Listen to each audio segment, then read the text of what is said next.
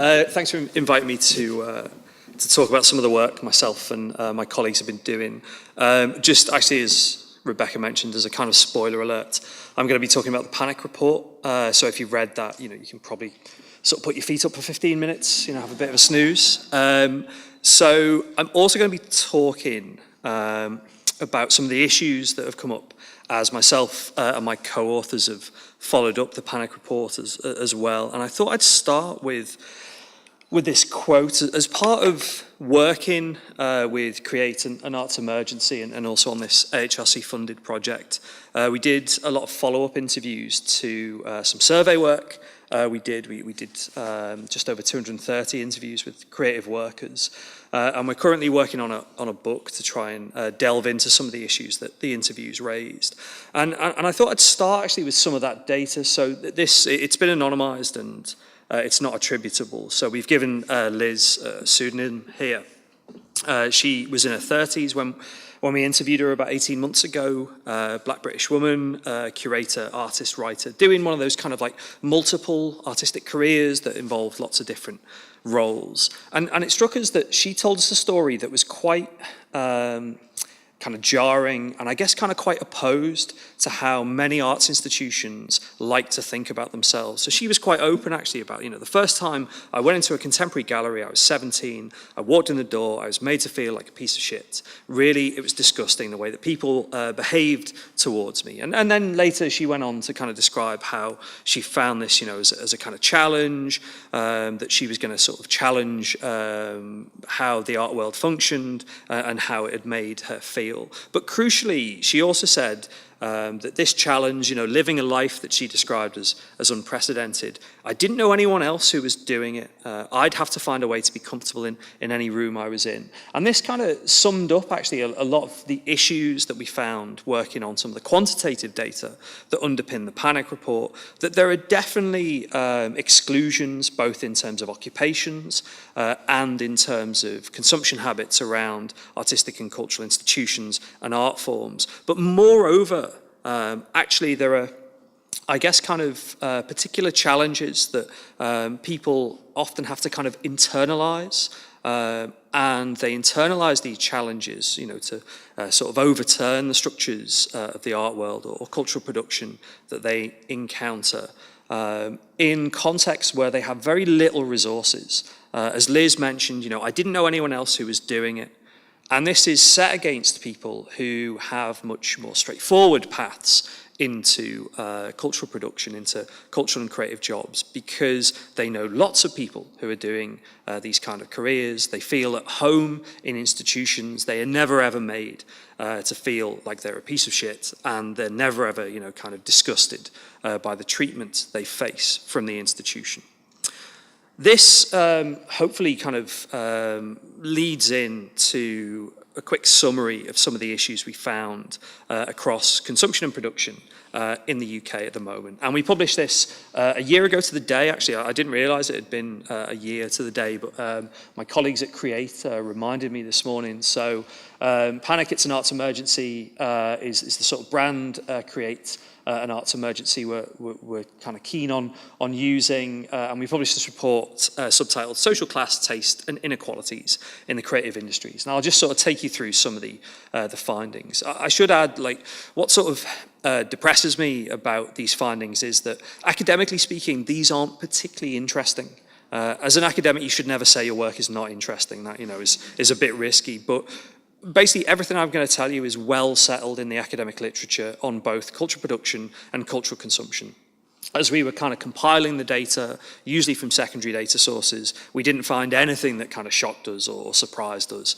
But my interactions with various bits of, whether it's the visual arts, the film industry, contemporary theatre, whether it's the music industry, or whether it's, individual, say, art critics, artists, through things like Twitter, and for my colleagues through Facebook, people still seem surprised at some of the things that we as academics think are just the way the system works. So, for example, if we start with how kind of arts funding works, in England. My colleague Mark Taylor, who's one of the co-authors, did some work looking at Arts Council England data that suggested that there's a real skew in terms of whose tastes are legitimised by funding.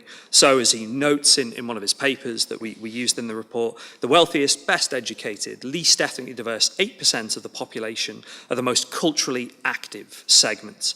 There are questions about how you measure cultural activity, and I'll talk a little bit about them. This is based on attendance, on kind of going to stuff, usually at institutions, and their cultural tastes are subsidised quite heavily, £84 per person in terms of theatre, £94 per person in terms of music. This music, for example, is talking about contemporary classical music, about jazz, about opera. It's not talking about, say, pop music, heavy metal or grime music, which are not generally the subjects of Arts Council funding.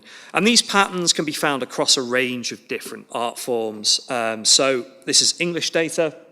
What we can see is that opera, only about 4% of the population, when asked, say that they've been to an opera once in the last year. Classical music, 8% of the population. Contemporary dance, 3%. Art exhibitions, which might be of interest, particularly here, it's less than a fifth of the population. In many ways, what we'd think of as kind of sort of legitimate culture, if I can use that term, the kind of culture that the state is comfortable funding, is very much a minority pastime. And indeed, this is in response to a question that is, have you been once in the last year? So this isn't even kind of, people who are sort of saying they're doing it regularly. And I'll show you in subsequent slides how small a percentage of the English population that is. Film is the only outlier where you get a majority of the population saying they've been to see a film at least once in the last year. And there is, a sort of significant minority, more actually than are going to art exhibitions, for example, that say they don't attend any cultural activities at all. Now, crucially, I really want to sort of reinforce the point that this doesn't mean that this segment of the population are not doing art and culture, but rather the kinds of what my colleagues refer to as everyday activities, everyday participation that they're interested in is not captured by the English state system of cultural production and cultural consumption.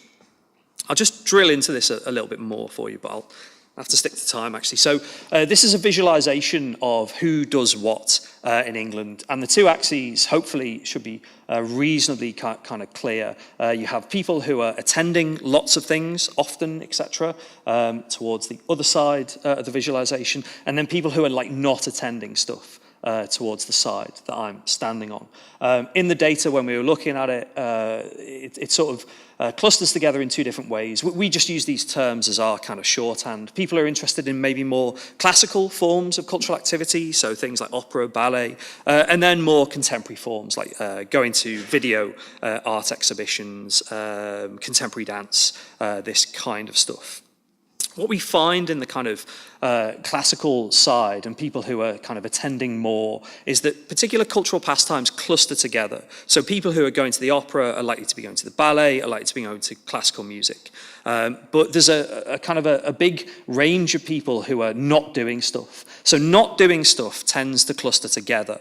So people who aren't doing things like going to the carnival, if they're not going to the carnival, they're probably not going to see films, and they're probably not attending the ballet either. Now, this is the kind of like vanilla public version of this visualization. The hardcore academic visualization is this. If you kind of keep in mind that spatial relationship, kind of people doing lots of classical things in the minority in the top corner, the majority of people not doing stuff clustered towards the side I'm on. When we layer over different occupations, what we find is that people who are doing what we might think of as kind of working class occupations, so routine manual occupations, are very much in the space of not doing stuff. So not attending a carnival, not going to see films, not going to the ballet. Even people who are doing kind of elite occupations, higher managerial occupations, people who are senior managers, lawyers, doctors, the kind of like classic middle class, in England, they're not actually doing all that much stuff either. The real kind of outliers are people who make culture. So people who are working in artistic and literary occupations, people who are working in media occupations, there are big kind of outliers in terms of who does what in England in cultural terms. But for the majority of the population, like not doing stuff is normal, not going to the theatre, not going to the art gallery, not going to the carnival. That is like the norm of cultural consumption in England. The government's data suggests somewhere between 2/3 and 3/4 of the population do one cultural thing, or sorry, at least one cultural thing a year, which gives the impression that culture is a kind of like national pastime, at least for the English population. But actually, when you get into it, that really isn't true. And we should think actually of like not doing stuff as being the norm for culture in England. Okay, so I've got sort of maybe 5, 6, 7 minutes left. The other side to this is who is working in the kind of occupations that are producing culture and are most likely to be most heavily culturally engaged. So this is data from the Office for National Statistics Labour Force Survey. This was data from 2014. We did the same work in 2015. We've also been working with census data that suggests these patterns are basically kind of not changing and are fairly static. If we look at ethnicity, what we can see is that museums, galleries, libraries, film, TV, radio, music, performing, visual arts have really big problems in terms of underrepresentation of those from ethnic minorities. So in the museums, galleries, libraries sector, it is dominated by white people. You know, you're getting on for 93% of this workforce is white, which is, a kind of a crucial problem if these institutions are supposed to be kind of representative of the nation. It's also a really serious problem depending on geography. So places like London, Birmingham, the major northern cities have, kind of different ethnic mix compared to the rest of England. So this imbalance is much more crucial in urban settings. Class, about a third or so of the population, according to the Labour Force survey, are from working class social origins. I can sort of give you technical discussions about that later. But what we can see is that third of the population is certainly underrepresented in publishing, in film, TV, radio, in music, performing and visual arts. And all of these underrepresentations in class origin terms are mirrored by over-representations of those from middle-class starting points. So when you drill down into publishing, if you look in particular at authors, writers, that's getting on for 50% of those occupations are from middle-class origins, are from parents who are doctors, lawyers, CEOs, these kinds of things. It's about 14% or so of the population are from those middle-class origins. So for all of these underrepresentations in class terms, there are often over-representations of middle-class origin people. Gender, similar kind of issues around underrepresentations of women in film, TV and radio. One thing that interests us is museums, galleries and libraries, which seems to have a kind of a much better gender balance, which seems to be one of the cultural occupations, along with publishing, that doesn't have really kind of serious exclusions of women. But we know that this, as a workforce, is not representative of who runs museums and libraries and galleries, that the kind of top end of these professions, the people kind of running the institutions, tend to be men. They don't tend to reflect the patterns in the workforce overall. I'll skip that. Now, we were very interested in kind of explaining some of these patterns and thinking about the structures that underpin these patterns when we were writing the report. So this is from web survey data. We were lucky enough to have about 2,500 respondents to a kind of standard survey instrument we used, looking at a variety of different things in cultural and creative work. This is responses to who do you know? What's your kind of social network, your friendship group like? And what we found was that, and this was kind of unsurprising to us, our creative workers said they tended to know other creative workers. They tended to know artists, graphic designers, actors, web designers, which is completely sort of reasonable considering that these jobs are heavily network-based. Who you know is crucial to getting work. But this came seemingly at the cost of knowing what we might think of as working class occupations, bus drivers, people who work for the post office, people who work in factories, people who are electricians, people who do kind of secretarial or clerical work. And crucially, this raises questions about both the kind of representativeness of our cultural workforce. They just don't know many of the people doing the jobs that are kind of like, normal for the bulk of the English population, nor, unfortunately, do they have those kind of broader class mix that you'd expect if I suppose the arts and cultural production system was more representative. What the arts and cultural production system look like is other middle class jobs. They reflect, the kind of friendship patterns that we might expect to see in people who are working in different professions, such as doctors, lawyers, etc. Okay, so I've got a couple of minutes left. I'll just highlight a couple more things. This is from British Social Attitudes data, which is a survey that's been running for about 30 years, looking at different, as it says, social attitudes in Britain. We were interested in where our artistic workers would fit on scales in terms of their kind of values. So this is in response to a set of questions that sort of tests or interrogates people's social attitudes, whether they're liberal or whether they're authoritarian. It's questions like, we should always respect politicians, we should always obey the police, strongly agree, strongly disagree, those kind of questions. And what we find is that the arts are the most liberal of any set of occupations. Plumbers and electricians are the most authoritarian. Again, which is stuff we know, we weren't surprised by that in the slightest.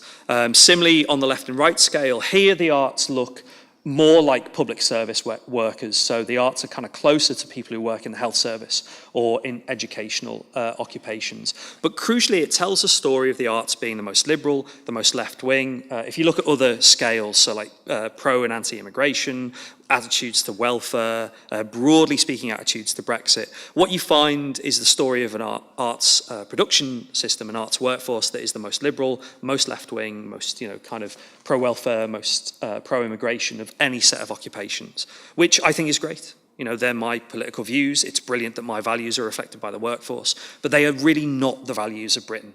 Britain is a pretty authoritarian society in terms of its values, and certainly in terms of voting patterns, the arts don't look anything like the rest of the population, which raises two questions. One, again, a question of representativeness, but also a question of, do you have to have these kinds of values to end up working in the arts? And are these values, a kind of a barrier that stops people getting in, particularly because, and this is quite controversial, but it's backed up by, any form of kind of electoral or attitudinal data you want to find, authoritarian attitudes are more prevalent in those doing routine manual occupations compared to those who, say, work in the education sector. So, there's this kind of question of people who are from routine manual class origins able to get in terms of a values mismatch. And what indeed should we do about this? Do we think it's a problem at all? I'm not entirely sure it is, but I'm, not an artist who's struggling to get in and get on. Finally, and this is another kind of attitudinal question, which raised particular problems for us, and a couple of us did a full paper looking at just this data. In our web survey, which is back to the web survey data, we asked people their attitudes to kind of getting in and getting on in their occupation. This is a standard question that gets asked in American social surveys about kind of societal fairness and attitudes to meritocracy in society. We tweaked it slightly to look at just occupational fairness. And we asked people if getting in, getting on, their kind of success was explained by their family background, by being educated, having, ambition, hard work, or whether it was to do with their class, their gender, their ethnic group. We split these roughly into meritocracy, which is the people who were telling us that it was about basically kind of working hard, being ambitious, being talented. And then what we call social reproduction, which is where people would tell us it's about your ethnicity, your class, your gender. Essentially the kind of social inequalities we see in society are being reproduced by the cultural sector. So this is a visualization of every single one of our just under 2,500 responses. And what we can see is that all of the responses are kind of, trending towards the top corner, which is where people were more likely to say meritocracy was the crucial explanation. Very few people told us social reproduction was what explains success in cultural and creative occupations. Now, again, this is logical. If you enter the art world, the film industry, the theatre industry, thinking that it's completely stacked against you, have the right class background, then there's kind of no chance of you making it. You probably wouldn't try and work in those industries. And so it's kind of logical that everybody has, some attachment to the idea that hard work and talent will be rewarded eventually. But what we saw was that the people who were most likely to say hard work and talent were the explanations, the people who were most likely to be attached to meritocracy were the best paid of our survey respondents, suggesting a real problem, that the people who have been most successful, at least in pay terms, the people who are likely to be running institutions, to be making decisions, particularly hiring decisions or commissioning decisions, were least likely to see the problems of barriers based on class, race, gender, the kind of big social inequalities that we might think about. And unfortunately, that suggests that the system is unlikely to change. If we have a system where everybody is bought in a bit in terms of thinking hard work and talent will be rewarded, but the people at the top are most attached to that belief, then it's hard to see where change is going to come from. And I sort of leave it over to the other panelists to think about maybe in their work, sort of strategies for change. Because as a sort of social scientist studying this stuff, I'm pretty pessimistic. Thank you.